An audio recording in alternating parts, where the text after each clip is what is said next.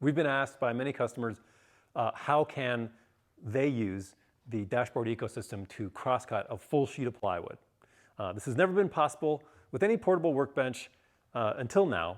So with the addition of the SuperTrack Star plate on the new Outrigger, we have that capability. So I have this set up, and as you'll see, all I need to do is drop my rail. I've got the spiral dog in here. That's going to go right in to the slot in the SuperTrack Star. That is how I arrange the rail. It is squared up with the fence right now. So here's my sheet, which is the dimension that you would find at any professional lumber supplier. It's a bit oversized, 4x8. And so we just move this into position. Let's say that I just want to clean up the factory edge to start. And so it's in position against the fence, and I'll drop this back in that slot. So now I'm ready, put my saw on here.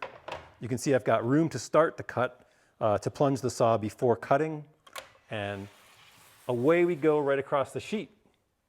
So there's the 4-foot crosscut. This is exciting. You should be excited because we're excited. And now you're in business. You have the ability with Dashboard System to crosscut and rip full sheets easily, safely, and accurately as never before. Thanks for watching.